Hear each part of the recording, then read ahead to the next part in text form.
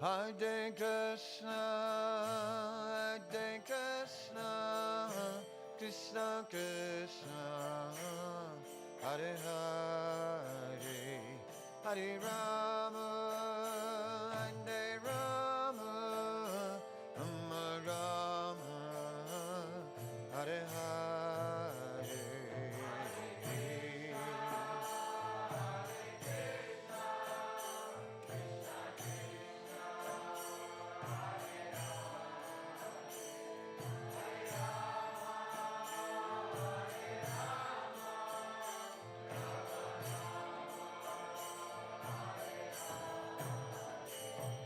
Hare Krishna, Hare Krishna, Krishna Krishna, Hare Hare, Hare Rama, Hare Rama, Rama Rama, Hare Hare.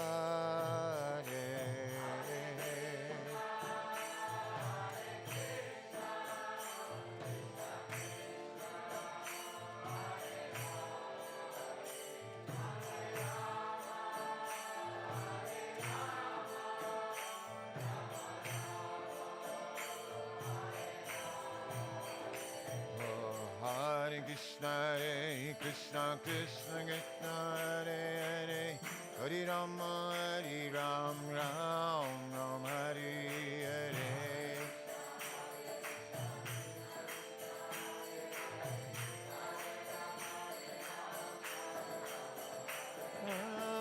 Hare Krishna, Krishna Krishna, Hare Hare, Hare Rama, Hare Rama, Ram Ram, Hare Hare.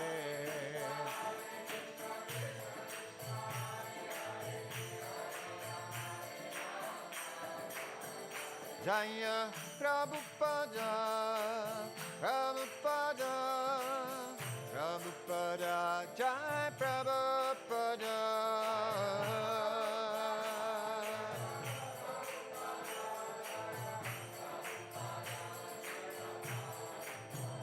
Prabhupada, Prabhupada, Prabhupada, Jaya Prabhupada.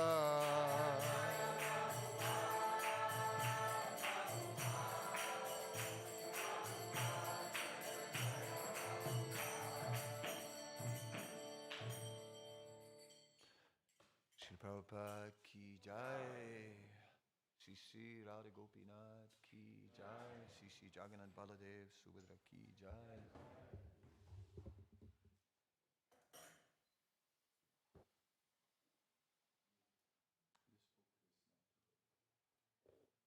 No, but I want the book. Go on. I don't want a board, I want a book.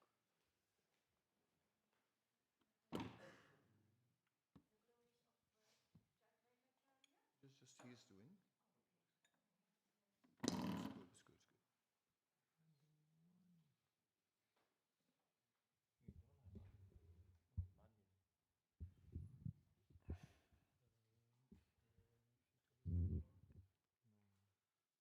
Jai Jai Sri Chaitanya Jai Nityananda.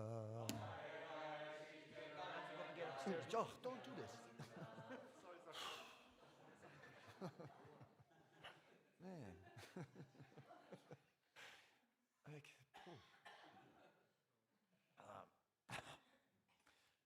yes. Not from behind, please. Okay. Yes. No. So yes. She gave the book. She sacrificed it. So you just sit down, but don't sneak up from behind.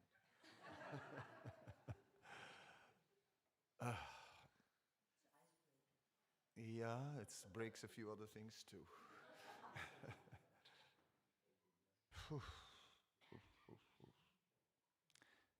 Jai Jai Sri Chaitanya Jaya Nityananda.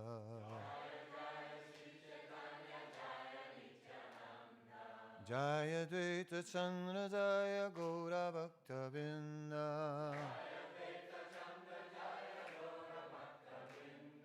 Jai Jai Sri Chaitanya Jaya Nityananda.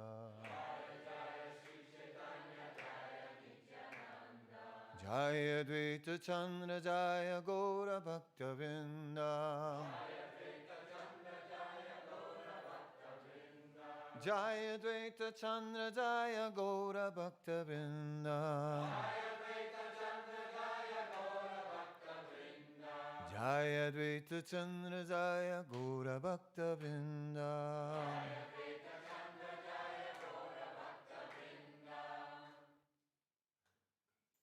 Vanditam Srimad Advaita Acharyam Adbhuta Chistitam Yasya Prasada Tagyopi Tatsvarupam Nirupayet. I offer my respectful obeisances to Sri Advaita Acharya, whose activities are all wonderful. By his mercy, even a foolish person can describe his characteristics.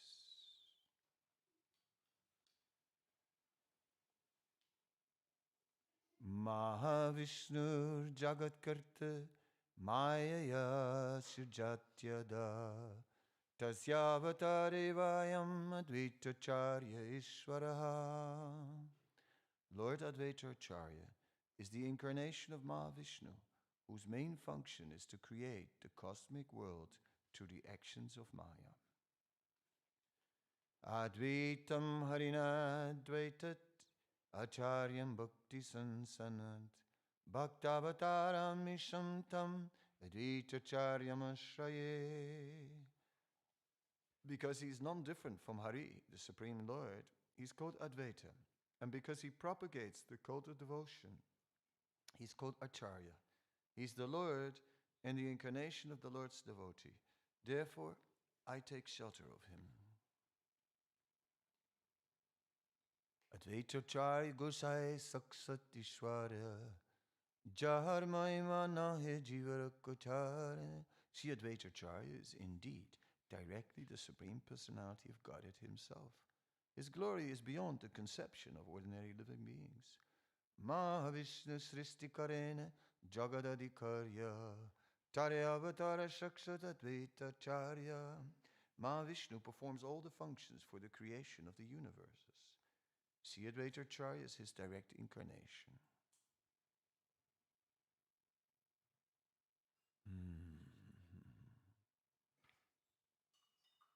Ye Purusha Sristi Stita Karena Mayaya Ananta Brahmanda Sristi Karena Lilaya. That Purusha creates and maintains with his external energy. He creates innumerable universes in his pastimes. Ichayananta Murti Karena Prakash Eke Kamurte Karena Brahmanda Pravesh. By his will, he manifests himself in unlimited forms, in which he enters each and every universe. She Purushira Amsha Advaita no Kichu Beda Sarira Vishesha Tara Naika Vicheda. Sri Advaita Acharya is a plenary part of that Purusha, and so is not different from him. Indeed, Sri Advaita Acharya is not separate, but is another form of that Purusha. Sahaya Karena Taralaya Pradhan Kuti Brahmanda Karena Ichaya Nirman. He, Advaita Acharya, helps in the pastimes of the Purusha, with whose material energy and by whose will he creates innumerable universes. Jagad Mangala Advaita Mangala Gunadam Mangala Charitra Sada Mangala Yarinam. Being a reservoir of all auspicious attributes, Sri Advaita Acharya is all auspicious for the world. His characteristics, activities, and name are always auspicious. Om Jnana Timirandasya Gyanandra Salakaya Shakshurun Militam Yena Tasmai Shri Gurave Namaha. Shri Chaitanya Manobhistam Stapitam Yena Bhutale Swayam Rupa Kadamayam Dadati Swapadantikam. Shri Krishna Chaitanya Prabhu Nityananda Sri Advaita Gadadhar Sivasadi Gaura Bhaktavinda. Hare Krishna, Krishna Krishna, Hare Hare, Hare Rama, Rama Rama, Hare Hare. So in this last verse, the Jagat Mangala Advaita, Mangala Gunadam, Mangala Charita Sada, Mangala Jaranam, there Krishnadas Kaviraj Goswami is playing with the word Mangal, because Mangal was also a name that Advaita Acharya had in his earlier life. So therefore, in this verse, he took inspiration from the name. So Advaita Acharya today is his appearance day in this world. And that appearance day is of great significance to our position, because without Advaita Acharya's efforts, the Lord, the Supreme Personality of Godhead, would not have appeared in this world.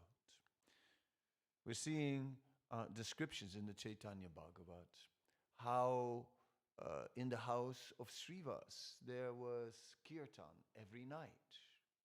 We're now talking Srivas. He is the generation of the contemporaries of the parents of Chaitanya Mahaprabhu.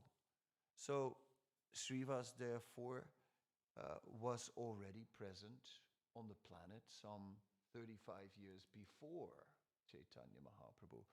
And he started in his house kirtan and so on every night. And there's a whole story connected to that, which we will not enter into today. But he started that before the appearance of Sri Chaitanya Mahaprabhu. At the same time, Advaita Acharya is 53 years older than Chaitanya Mahaprabhu, which puts his appearance at 1533. 1433. Yes. And Advaita Acharya then is the... so he was also an elder at the time. And Advaita Acharya would, in his house, have regular gatherings of devotees and discuss Bhagavad Gita. And in this way, both these residences, the residence of Advaita Acharya and the residence of Srivas Pandit, were hubs where the Vaishnavas would assemble before the appearance of Chaitanya Mahaprabhu. And but of course there was a lot of opposition, especially to Srivas' activities. Because there was this loud chanting going on at night, and people were criticizing, said, what is this loud chanting? In which scripture does it say one should chant mantras loudly? It should be chanted privately and softly. It should not be chanted loud and all this howling. And then the difficulties we may get from this, because, like the Muslim rulers, they may get very disturbed and not like it that this happening in our village. And they may send soldiers here and the whole village may be destroyed because of this. Therefore, this has to stop. So there was a lot of opposition. Some said, yes, he's howling all night. They're having parties. God knows what goes in that place at night. You know what I mean? This is really inappropriate. Something must be done. Someone said, you know what? We cut his house. Because the house was made of bamboo and chatai walls made of mats. And so he said, we'll cut the bamboo and just carry the house and throw it in the river. Advaita Acharya, when he heard that, he said, if now the Lord does not appear, then soon I will take my four-armed form and I will cut the heads of all these atheists. So Advaita Acharya was clearly manifesting his divine identity there, and also the mission of the Lord, the paritranaya sadhanam vinasya saduskritam, or to establish principles of religion and to annihilate a few demons on the way. So, and especially the Sudarshan chakra is a favorite tool of the Lord when it comes to demons. So Advaita Acharya was ready to use the Sudarshan chakra. But Advaita Acharya had also read in the Gotamia Tantra. And in the Gotamia Tantra, it is said that the Lord was speaking in a verse and said that if one worships me just with water and a leaf, then there is nothing in my possession to repay to that worship. Therefore, I will be forced to give myself. When Advaita Acharya read this, Advaita Acharya was thinking, Eureka! Maybe not exactly, but he was thinking, I found it. I found the solution. Namely, I will force him to appear. And then he began to worship the Shalagram Shila with Ganga Jal and Tulasi leaves.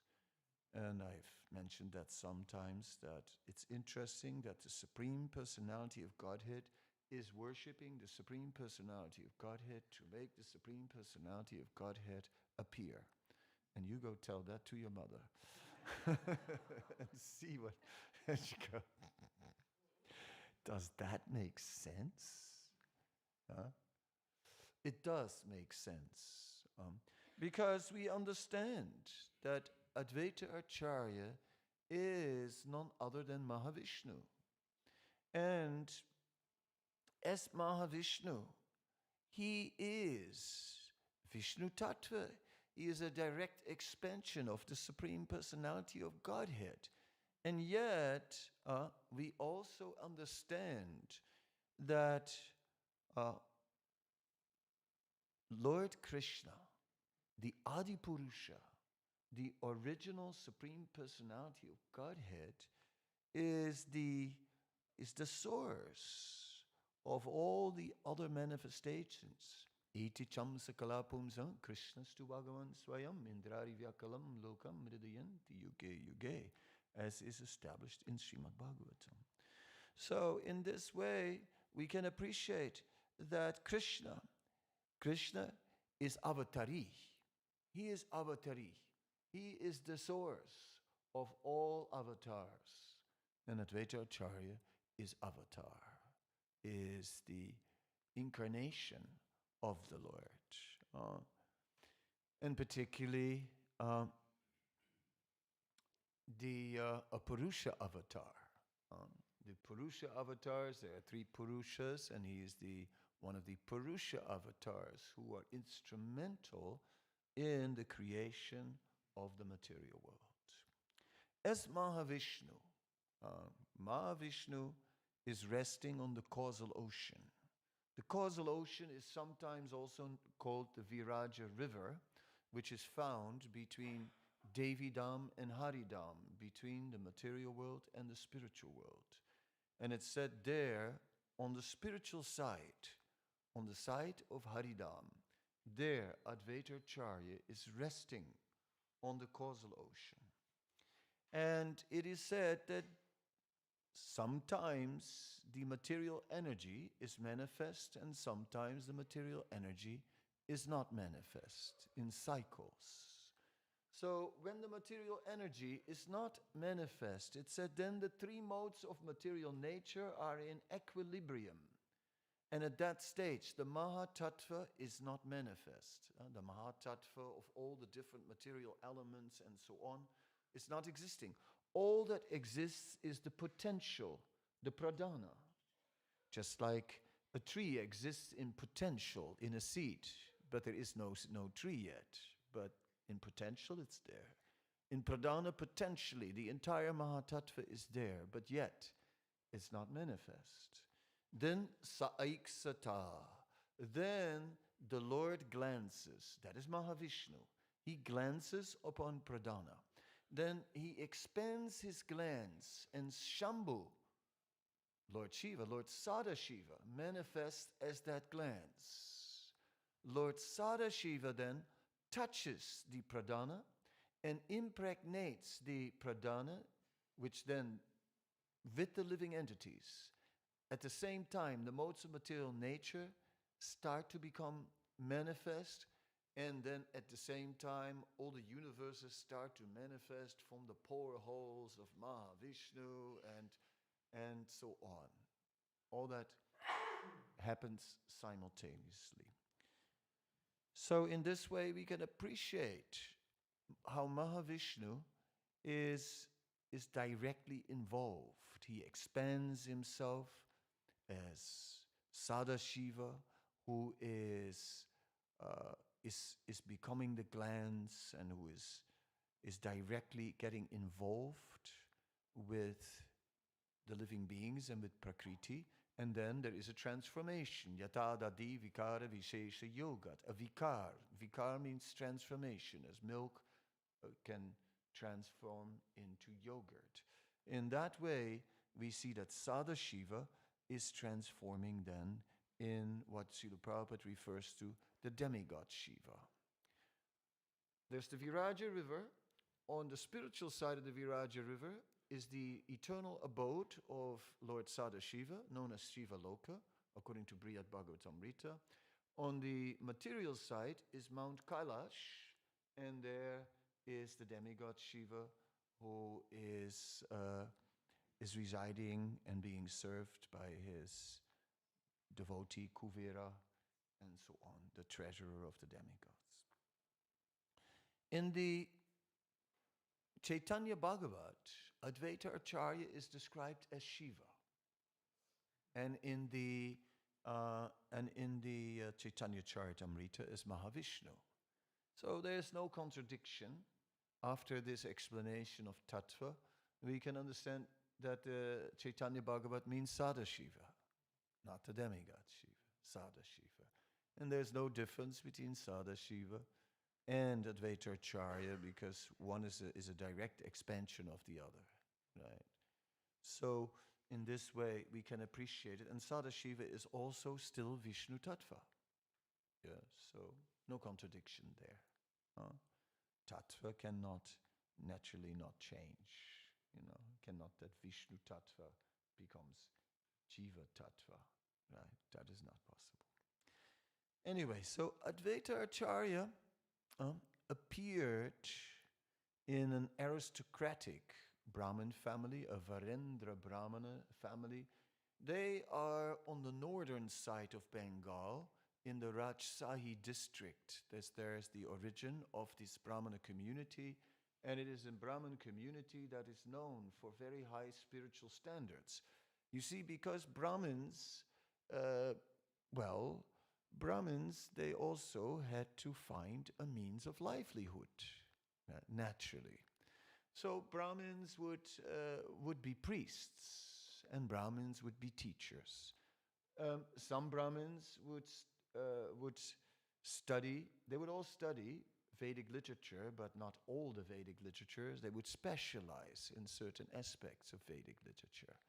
Now, if you would study the Four Vedas, the Four Vedas are very nice, and they speak about worship, especially of the demigods. There is some references to the Supreme Lord, but they establish more the objective of worship. And whereas when you go to other scriptures, for example, the Dharma Shastra, that's more practical, because the Dharma Shastra is about doing all kinds of rituals. So you can do rituals when a child is born, you can do a marriage, you can do a funeral, and you get good donations also that way, right? And you gotta live, isn't it? So you can understand that. So there was a whole Brahmin, and then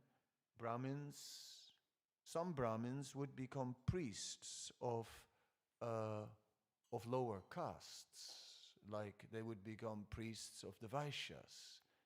And some Vaishyas were less strict about the principles. So some Brahmin families were advising Vaishya communities that were not vegetarians. So in this way, over time, a whole hierarchy came about. High-class Brahmana, low-class Brahmana. Like Chaitanya Mahaprabhu went to Mathura, went to the house of a Sanodia Brahma. Ho, ho, ho. Sanodia Brahma, compromised caste, you know what I'm saying, contaminated, ho, ho. Therefore, but of course he was a disciple of Madhavendra Puri, so that made everything transcendental. But anyway, I'm making the point about different categories of Brahmanas that came about over time. So the Varendra Brahmana caste was a very aristocratic and exalted, pure Brahmana caste, highly respected. And so Varendra Brahmana, everyone was like, oh, yes, yes. So Advaita Acharya was highly respectable. Advaita Acharya was not only highly respectable, he was wealthy as well. His grandfather was a minister, and in Bengal, a minister to a Hindu king, because Bengal was quite large. If you look at West Bengal and Bangladesh, and then on the eastern side especially, many Hindu kings remained. When the Muslims first took control over Bengal in 1204, they did so only of the central district, which is now known as Malda, in north of Mayapur. 12 hours by train is the Malda district, and there was the palace of the Nawab Hussain Shah. There's also Ramakeli, where Rupa Sanatan used to stay. It's a lovely place to go. And then you can also see the palace. And that palace was still in the place where the rulers of Bengal had begun. And from there, their influence had spread in Bengal. And their influence was first only basically in their district. And around it, so there was still all the Hindu kings. And especially on the eastern side, which was a bit further away, there, you know, the Hindu kings were still thriving. And the grandfather of Advaita Acharya was a minister of such a king. And therefore, if we go to Shantipur, we can find in the town the house of Advaita Acharya. And we can go there, take darshan and all these things, and very nice. If we go a little bit outside of the town, we'll find a second property. That was the property of his grandfather. That was the ancestral property. So there are two properties in Shantipur that are dedicated and were the property of Advaita Acharya. He, of course, also had a house just right next to Srivazangan, so right next to the yoga pit. So he was also right there where the action was. So Advaita Acharya, then he had a house in Shantipur where he resided. Yes, Advaita Acharya was not only a very aristocratic Brahmana, Advaita Acharya was also extremely learned. Right? So it was difficult to have any scriptural debate with him, because he would just, just take you to town, as they say, would just finish you off. Then beyond that, Advaita Acharya also had a powerful physique, as they say, and a voice which was very loud, like thunder, right? Like thunder. He had a thundering voice. He was known for his thundering calls, hunkar, hunkar, this calling out loud, a very loud voice. So you can understand that a somewhat intimidating personality. So although Advaita Acharya was doing things that were absolutely controversial and that the whole Brahmin community was upset about. I mean, for example, he was entertaining this Muslim Haridas, you know what I mean? This Muslim Haridas, he was entertaining him in his house. I mean, outside the house, you know what I'm saying? Outside the house, but not in the house. How can you let him in your house? He did. Not only that, then he did the Sraddha ceremony for his departed ancestors, and there is the Sraddha Patra. That is the offering that is made, a plate, nicely cooked preparations, and this Sraddha Patra is to be given to Brahmanas. You know what he did? No. Yes, he gave it to that Muslim. But no one dared to say anything. He was too strong. Any other Brahmana would have been excommunicated. Excommunicated for something like that, but they couldn't touch him. He was too powerful. So they grumbled a little, but that was all. They couldn't do anything to stop him. Because if you said anything,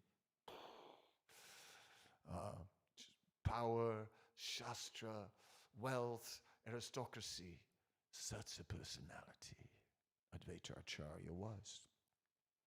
To illustrate this a little further, there also is, I'll just quickly go there. There also is a time. Let me first type 1 second, because multitasking is not my strongest point.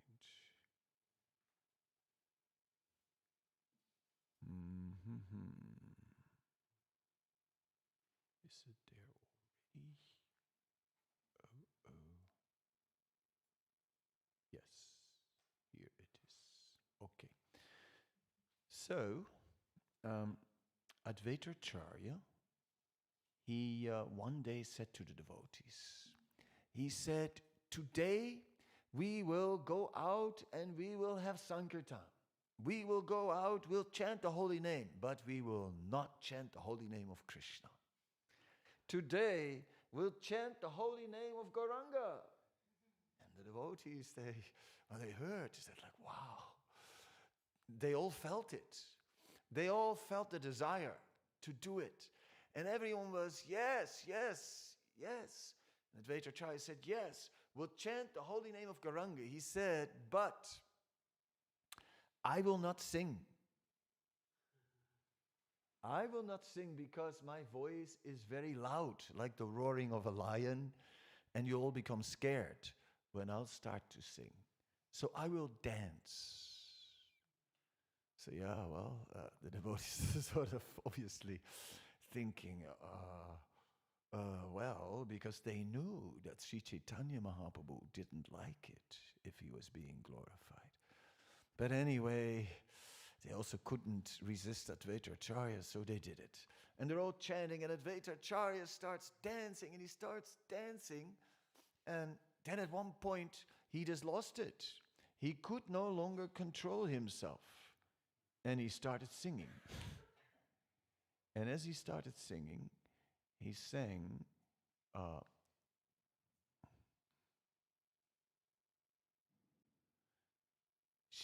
Chaitanya Narayan Karuna Sagara Dukkitera Bandhu Prame Mayra Kara.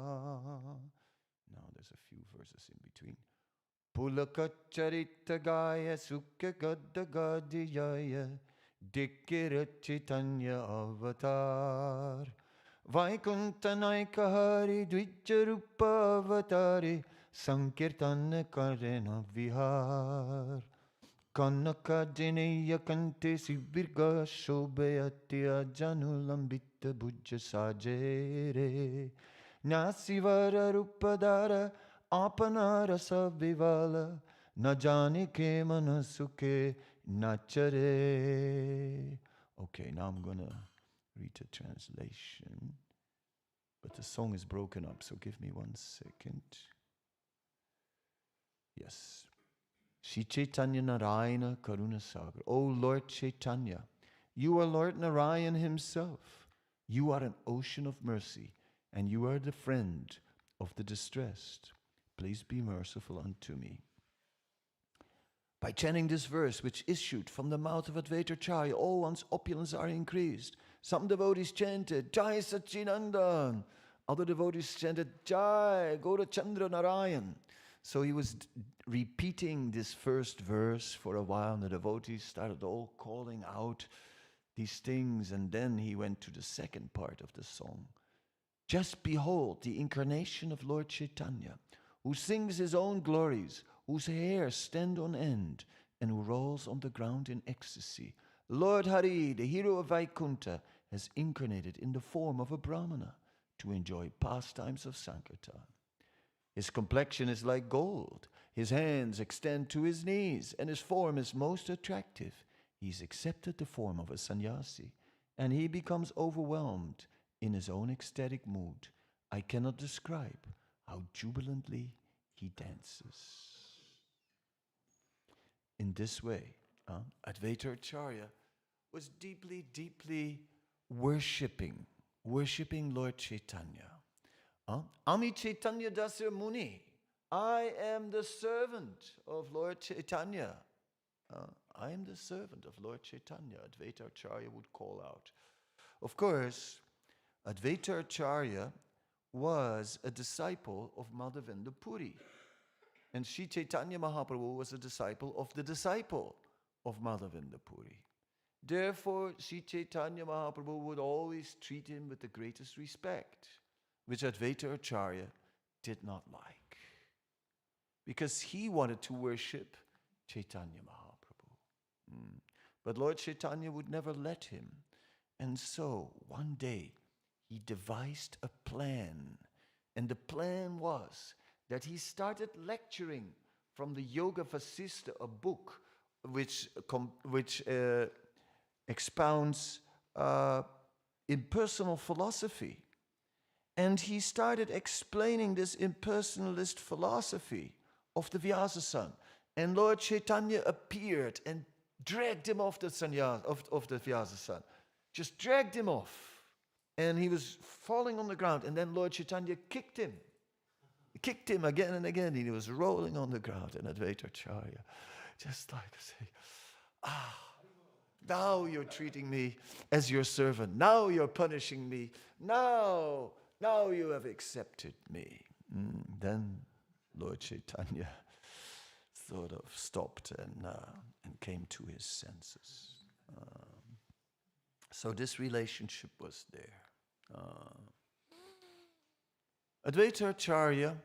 So Advaita Acharya is one of the Purusha avatars, Mahavishnu. And as such, the avatars of the Lord, as I said before, can do the mission of paritranaya sadhanam vinasya saduskritam dharma samstarpanartya sambhavami yuge yuge. They appear millennium after millennium to establish principles of religion and to annihilate the demons. And that is the work of the avatar. But when Krishna, who comes once in a day of Brahma, when he appears, he comes for a different purpose. He comes to reveal his transcendental loving pastimes of Krishna Prem, of the spiritual world. And so Krishna had these exchanges with the eternal residents of Vrindavan and on this planet. However, Se panchatattamini prittiviyasiya purva prema vandarera mudrugadiya panchamini lutta prem koreyashvadan yate yate priya trishna bhadayanukan. That the storehouse of love of God was locked. And it was the Panchatattva who only broke it open, broke the lock, went inside. Yata yata priya trishna, and they went inside and they start drinking it, the nectar. And their thirst increased. So this is the... and since then, this love of God from the Prema Bandar is widely available. So Advaita Acharya knew very well that he could kill those atheists. But Advaita Acharya also knew one thing very well, that he could not give love of God, not that Vraja Prem, to all the living beings in the universe. And that is what he wanted. And for that purpose, he was worshipping the Shalagram Shila to make Krishna himself appear. Oh no, I may be an incarnation, but I'm not interested in annihilating demons and establishing principles of Dharma. No.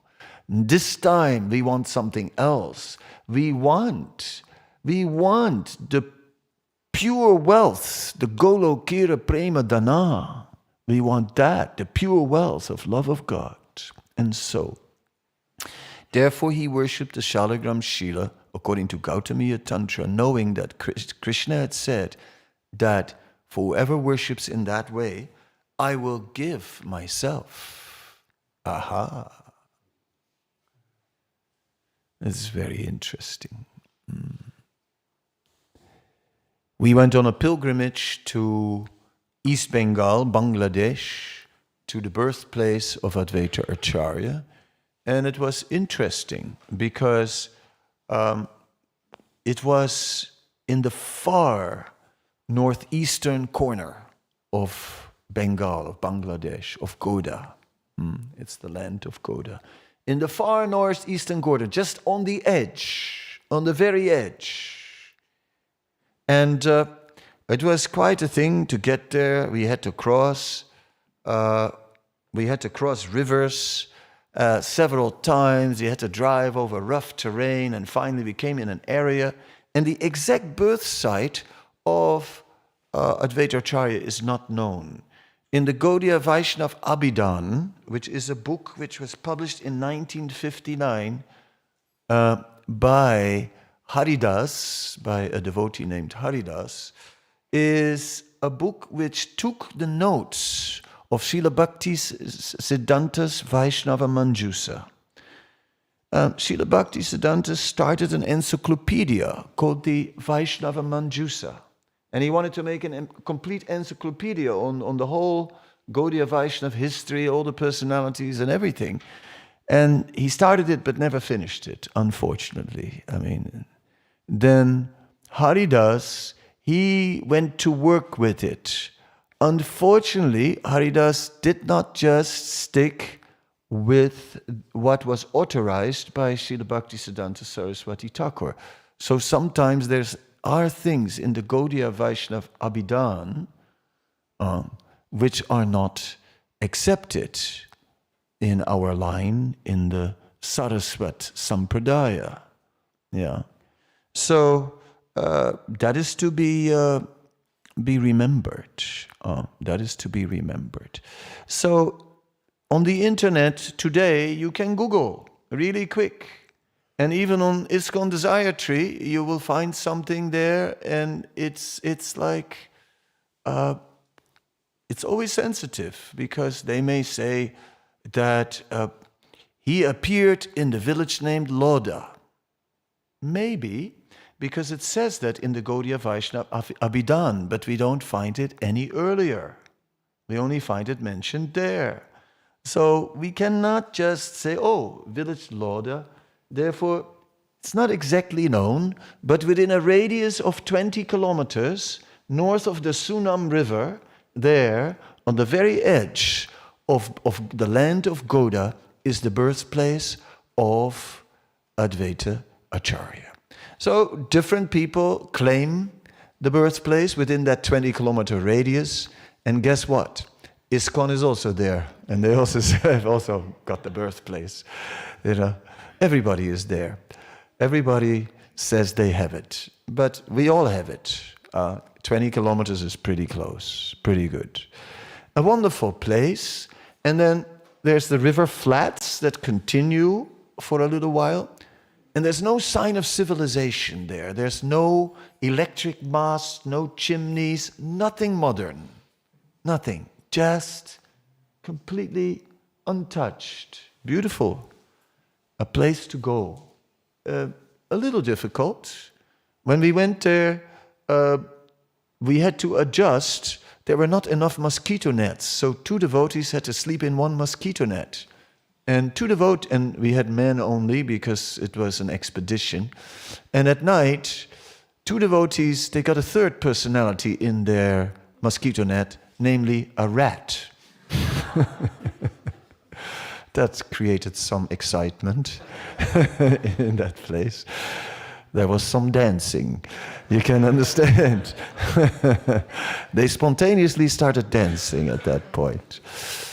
So it was a very ecstatic experience. Interesting is on that bank, so the river flats continue, and then there's a high sand bank, and there's Meghalaya. That's no longer Bengal. Meghalaya is tribal and is totally different. That's really outside of the land of Gauda. Encyclopedia Britannica says that in Meghalaya, a man has to, when his father-in-law dies, then he has to also marry his mother-in-law. That's not Vedic. That's tough. Whatever may be. That's not easy. Yes. So it's a different culture altogether. So it's so interesting that Advaita Acharya's appearance place is right on the edge of Gauda. And he's Mahavishnu, who's right on the edge of the material and the spiritual world. It's interesting, the parallel between the two. Very interesting. So yes, Advaita Acharya is on the edge. And it is Advaita Acharya who prayed for this mercy of Krishna Prem to manifest. Therefore, it is Advaita Acharya's desire. The original desire starts with Advaita Acharya. And therefore, he gets the credit. So we should understand that Advaita Acharya is very important in our life. We wouldn't be here if Advaita Acharya had not taken up this mission of worshipping the Lord and forcing him to appear.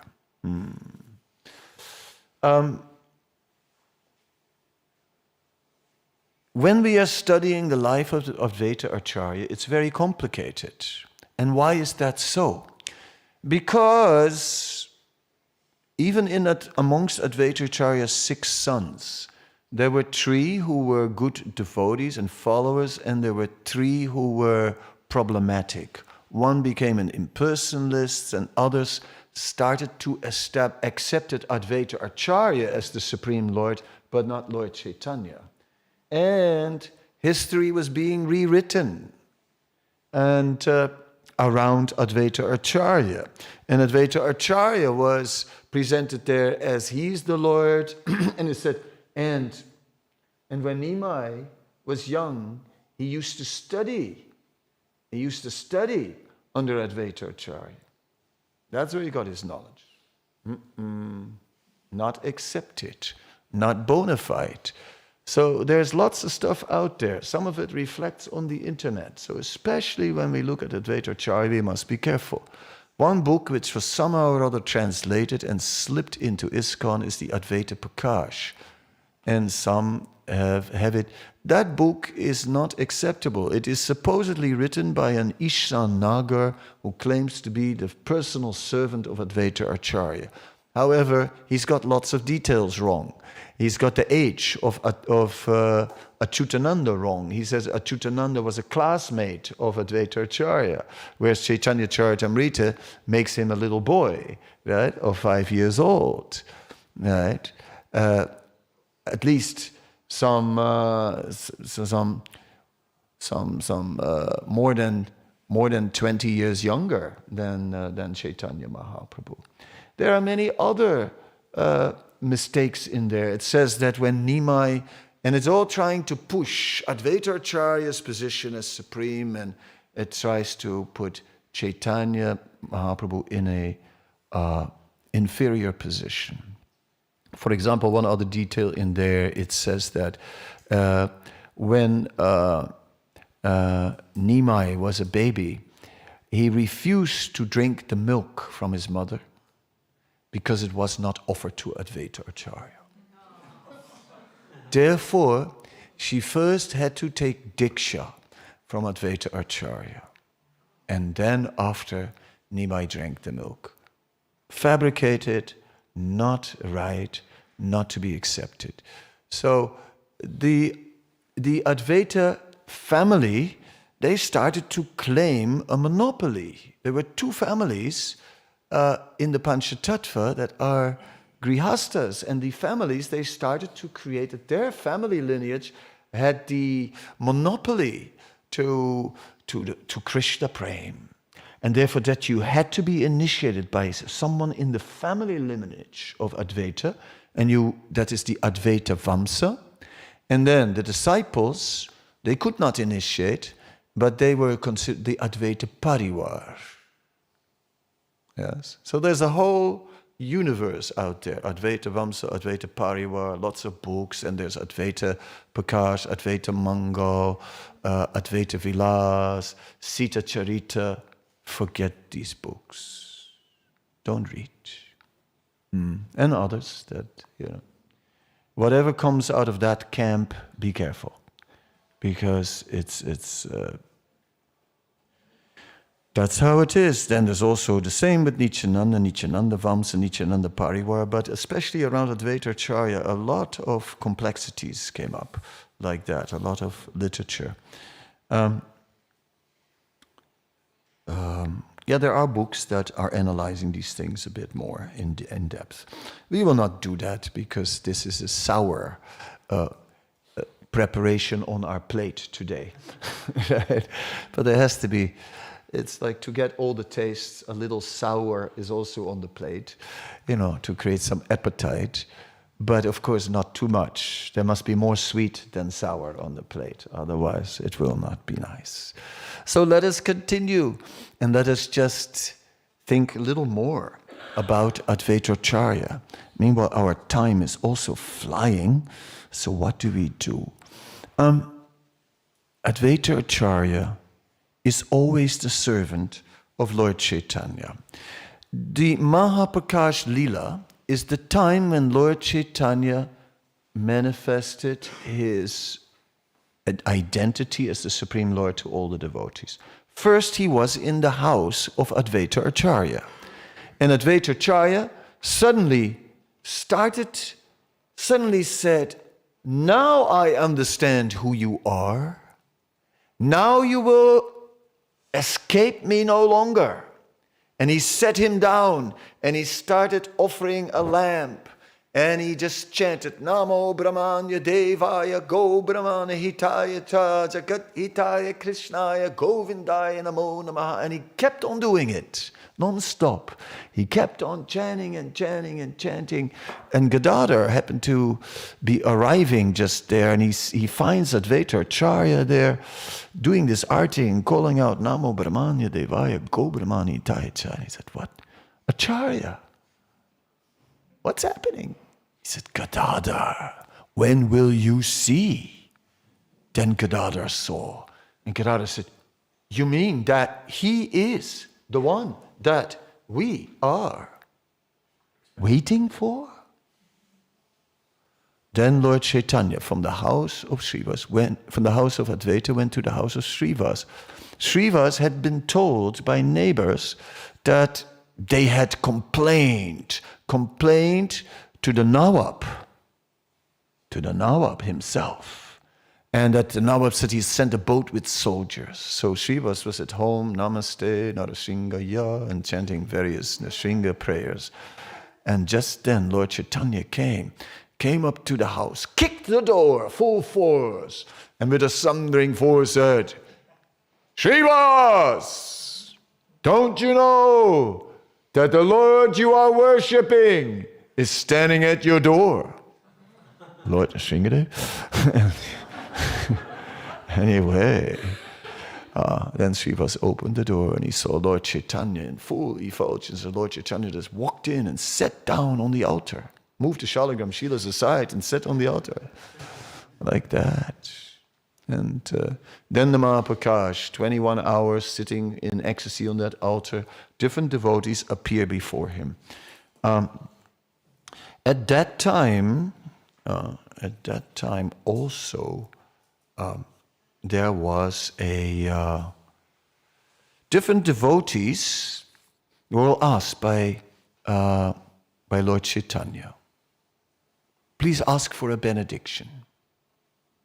And he told something intimate about each devotee. Like he said, Haridas, remember how they arrested you, how they were beating you in 24 marketplaces and whipping you, and that you felt no pain. Haridas said, yes, yes. Haridas, when they were beating you, I was coming from the spiritual world with my Sudarshan chakra raised to kill them. And then you prayed, oh Lord, please forgive them. I go, what do I do now? Right? Then Haridas, I didn't kill them. But then I placed my back over your back. And I took those beatings. And he turned around, Lord Chaitanya, and he showed his back, and it was full of whip marks. Haridas just like, fainted on the spot. So in this way, Lord Chaitanya was revealing all these extraordinary things, and there's many others, and I'll leave that for what it is, except the one of Advaita Acharya. And I just have to open up one verse, which I'm about to do. And it is just now coming.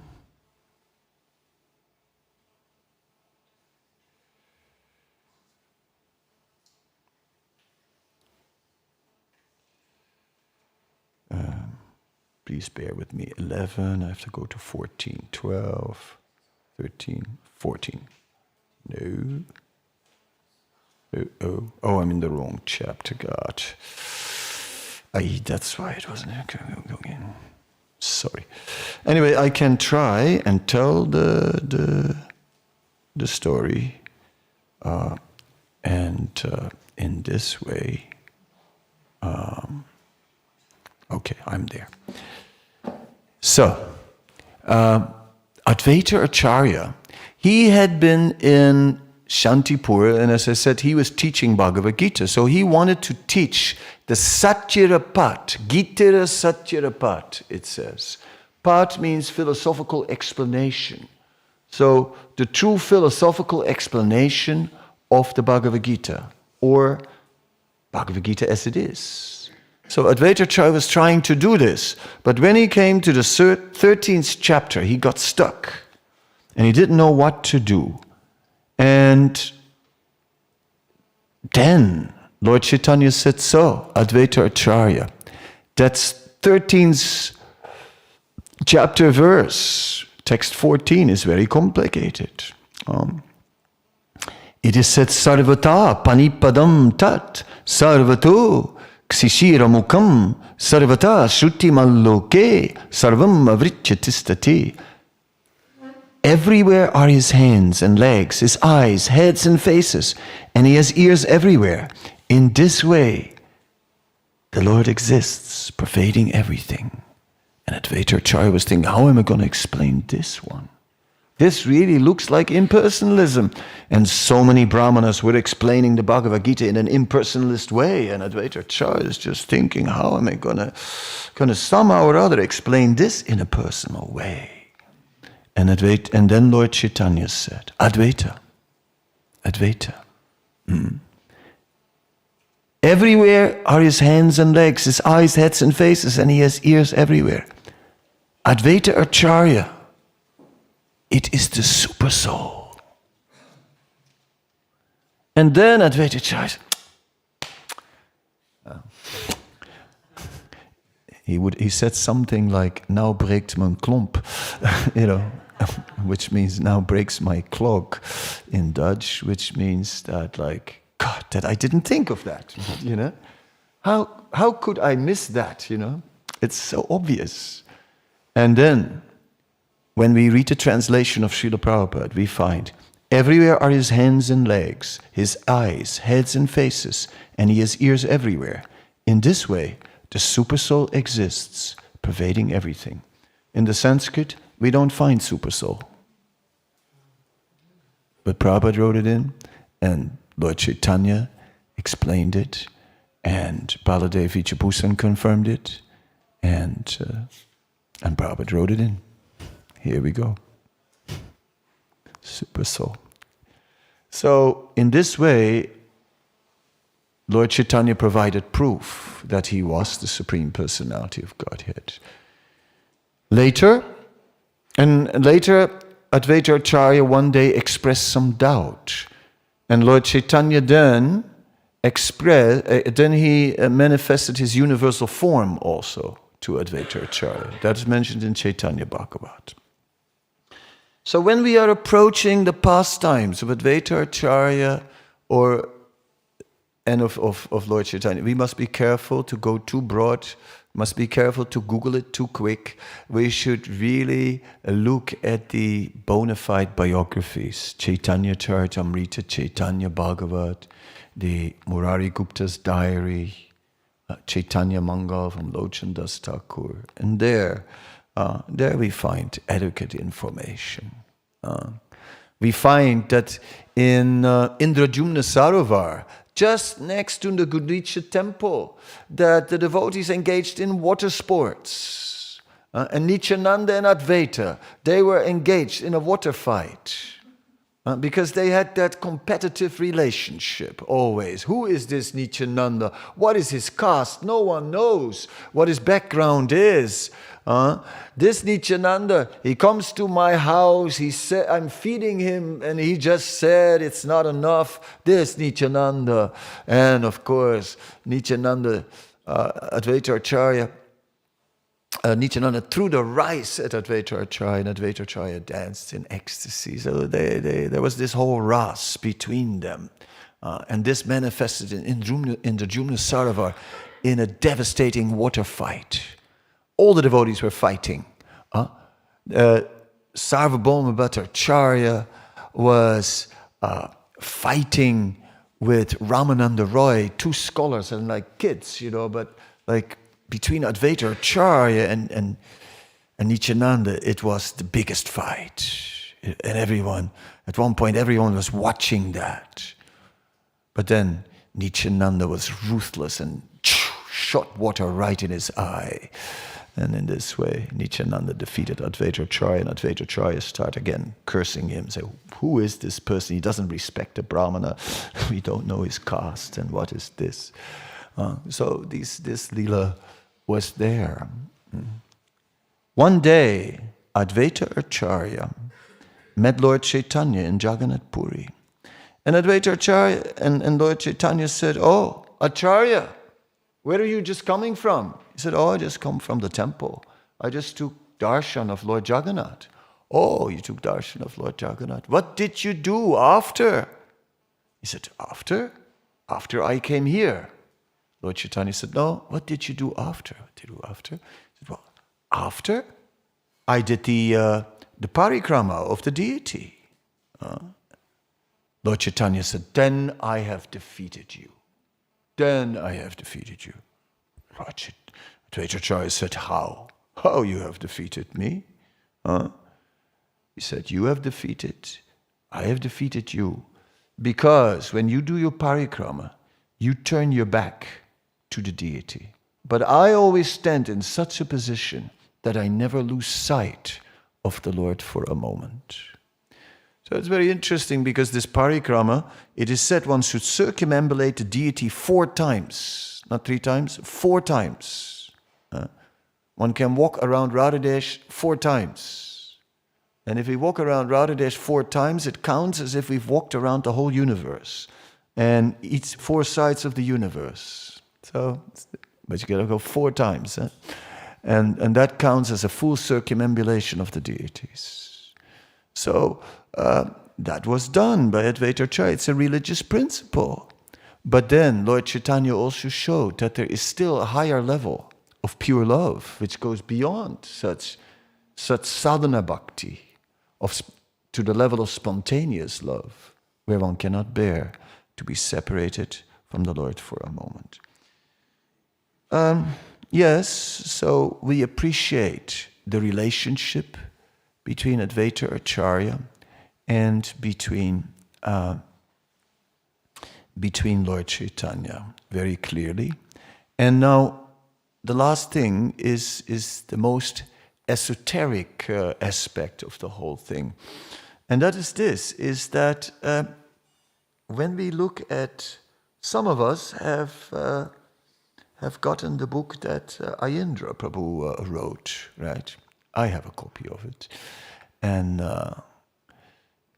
on the cover, he has, of the book, it is not so widely available. And, whatever it is there sometimes.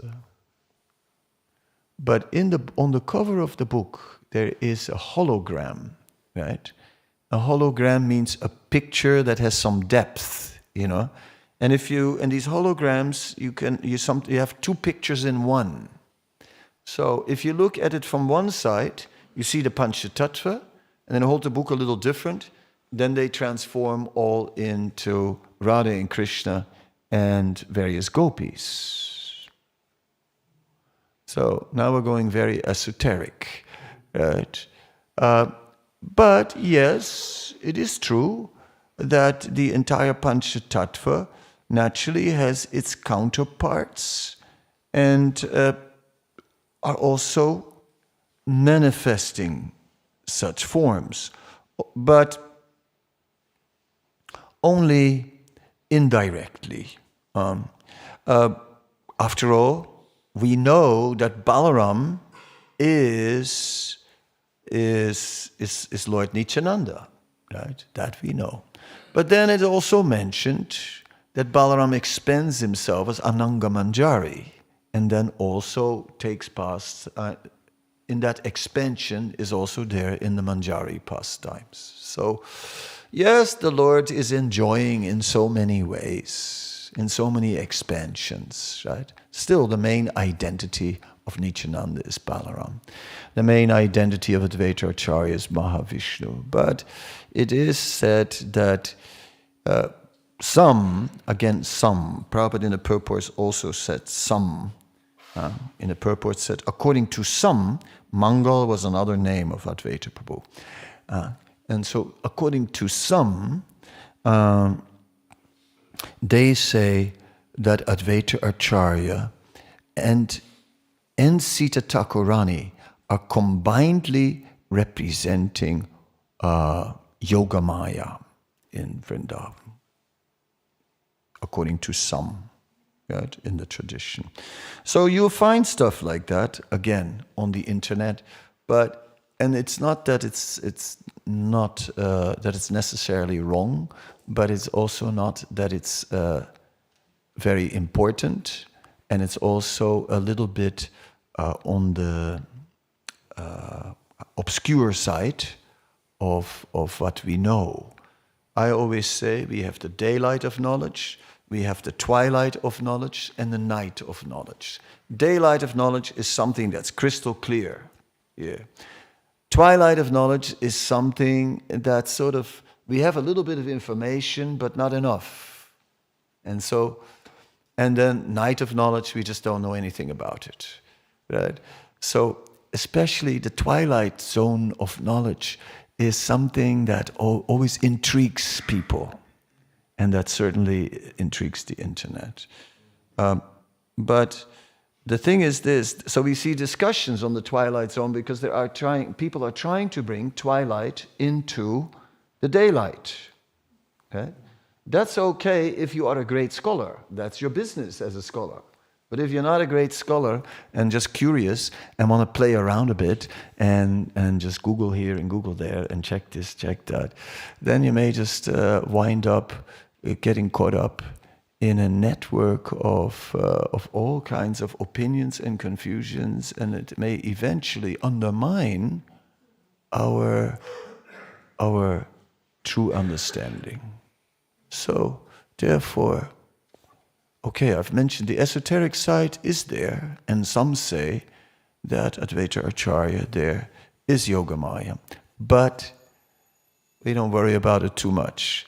He's we look at him as Mahavishnu and Sadashiva with the Chaitanya Charitamrita. And we're happy with that. We're very happy with that. And to enter into the deeper, deeper esoteric levels of Raja, that will come later if we simply take shelter of Harinam Sankirtan. Because you see, there are two paths. There's the Antapanta and the Bahipanta. The Bahipanta is the external path, the Antapanta, the internal path. In the Bahipanta, we're trying to externally penetrate into all these things by hearing about it, this, that, and finding out about it. And we try to externally experience these things. In the Antapanta, these things are the more esoteric aspects of Raja Prem are manifest within the heart automatically. And that we see how Srila Prabhupada and Srila Bhaktisiddhanta were highlighting that approach. Prakasante Mahatmanaha. It will automatically be revealed in the heart. Just chant Hare Krishna. Chant Hare Krishna and engage in devotional service. And everything will be revealed within the heart. So, therefore, we're very happy to approach Advaita Acharya through the Chaitanya Charitamrita, Chaitanya Bhagavad, Chaitanya Mangal, and Murari's Kadacha. Any questions, any comments? Purna Tattva. Once the story came to my mind, maybe you can tell it that Advaita Acharya at one time he had a debt because you tell he was very rich. But then he had a debt and Vajrayana became very angry when he heard this. How can Advaita Acharya, Mahavishnu, can have a debt? Right, right. Well, the story was that he had a debt, and he had of 300 rupees or something, which in those days, 500 years ago, was a serious amount. So then his servant, and it was to the king. So then his servant, Kamalakanta Vishwas, who was mentioned, he went to the king to ask the king to excuse this debt because Advaita Acharya was the Supreme Personality of Godhead. That's when Chaitanya Mahaprabhu got angry. He said, the Supreme Personality. You call him the Supreme Personality of Godhead and then you ask for his debt to be excused. You think the Supreme Lord is a poor man? Like that.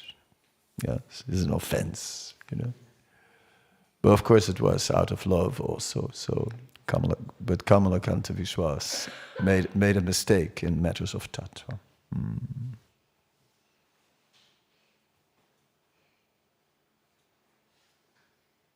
Yeah. Pandu. In Mayapur, and I think maybe I was twice on Parikram, and I visited this place really in the middle of nowhere. And I remember the first time it was, you could not call it a temple actually. Yeah. It was just some stone. It was really deteriorated, and that was a deity with half the face of Lord Vishnu and half the face of Lord Shiva. Harihar. Yes. And the second time, then I remember, I think, that place. But then it was not there anymore, and there was a temple Yes. built by Ishkon. Yeah. Huh? Yes. Yes, it is there. It is near Amgat, on the way to Nrsimhapalli, Yes. And of course, that is the transformation of Lord Shiva, right?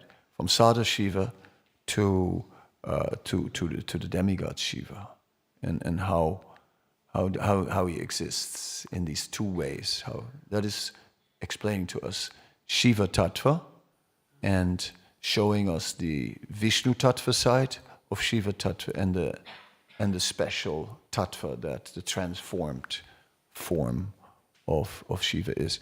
It's said that Shiva then, when he transforms, Jiva Goswami says, he is like a flame in an oil lamp, and the glass has become covered with black soot. So his the full light is not manifest.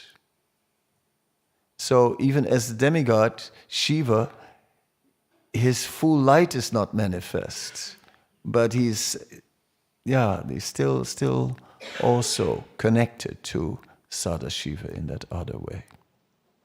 If you clean the glass, then you see Sadashiva.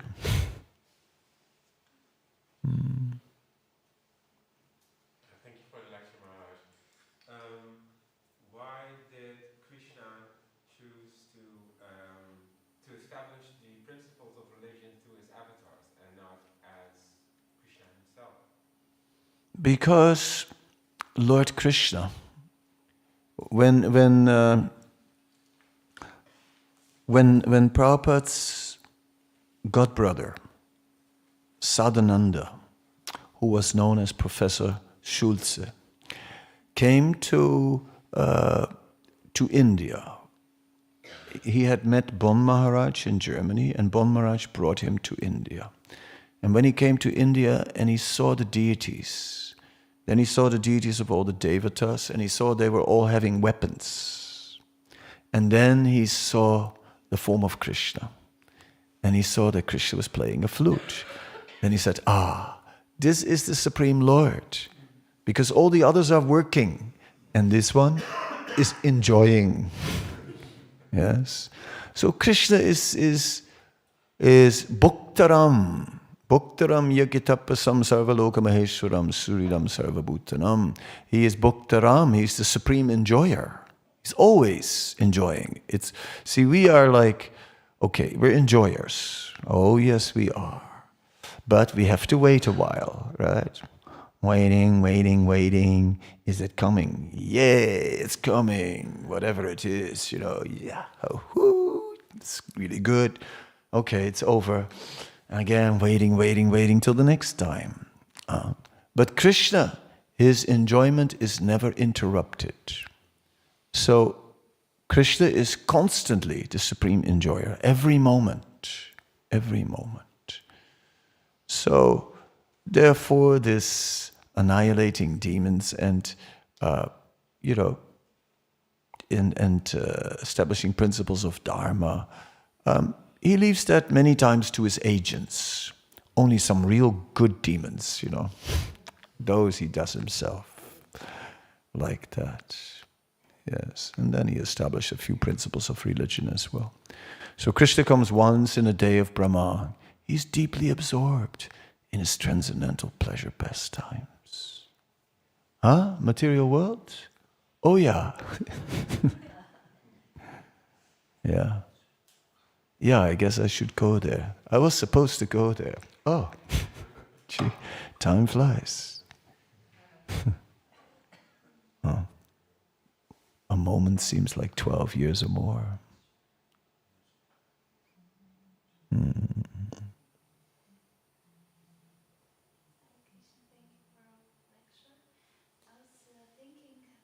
Advaita Acharya, I don't know the difference, like Panchatattva, like Lord Chaitanya Mahaprabhu, Nityananda Prabhu, Advaita Acharya, Radhadesh, and Shivas.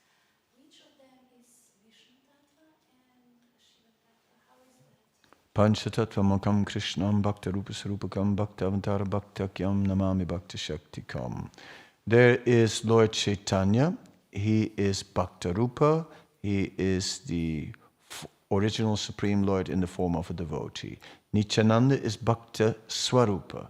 He is the same. He is the original form of the Lord, the same. He's all direct expansion. He's still the Supreme Lord. Advaita Acharya is the incarnation of the Lord. He's Bhakta Avatar. He's the incarnation of the Lord.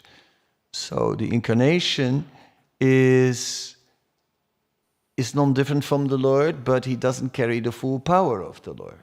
That's why Advaita Acharya had to make the Lord appear to give Krishna prema. And then Gadadhar is the Shakti, and he's the Bhakti Shakti, so he's Shakti Tattva. That means like the associates of Srimati Radharani, the immediate Astasakhi, and they are all expansions of Srimati Radharani, and they are in Shakti Tattva. They are Ladini Shakti Tattva. They are not the same as Jiva Tattva. And Srivas is Jiva Tattva. And the interesting thing is that although the Jiva is the worshipper, but when the Jiva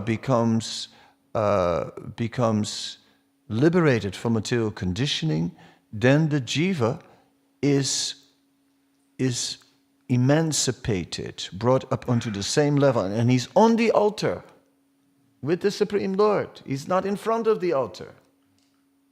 He's on the altar with the Supreme Lord, Srivas. The Jiva gets promoted and is there with the Lord in the spiritual world. Is on the altar. If you didn't know, you are in the spiritual world. Yeah. Okay, last. Burning, yes, okay. Well, in that case, we don't want to. I hesitated to ask it because you mentioned certain things. No, go for it. Chant the holy name and it will be revealed. But actually, it's regarding the position of Advaita Acharya. Yes. So we always mention he's an incarnation, but in the same way we understand Krishna comes as one of the 10 incarnations, but in actuality he's the origin of Vishnu. So I'm trying to understand that the Panchatattva is present in the spiritual world eternally. Mm-hmm. And how is it that Advaita Acharya can be an incarnation of Vishnu if he's from Goloka Vrindavan, he's from the highest planet? So for me it kind of seems upside down. Yes. No, it's not upside down. It's just rather midway. When we speak about him as Mahavishnu, we're speaking about him midway. And of course we see that he exists eternally in that form of Advaita Acharya in Svetadvip, which is the other half of Golok. Right? So he's there also eternally. And then, because he's also eternally in that Golok, then he should also be eternally in the other Golok, in the other half of Golok, Koko. Therefore, some say he is Purnamasi there. Now, that's not written anywhere in any book that we accept as bona fide, but it is consistently there within the Gaudiya understanding. So therefore, I said according to some. According to some, I said. Following what Prabhupada did, according to some, Mangal was another name of Advaita Prabhu. According to some, Purnamasi or Yogamaya is the position of Advaita Acharya in Gokul. And it makes sense, but I don't have hard proof for that statement. I only have according to some. Learned Vaishnavas are offering this, but it's not that all learned Vaishnavas would agree with that. So, according to some. And Mahavishnu position in his abode on the bank of the Viraja is midway. That's the midway stop to the material world. So but that is where we go with the Chaitanya Charitamrita. So it's no need to be confused. It's very clear. Yes, he is eternal in Svetadvip, and he must have his eternal counterpart in Golok as well. And it might well be Yogamaya. Now I stop. Thank you very much. Srila Prabhupada Ki Jai.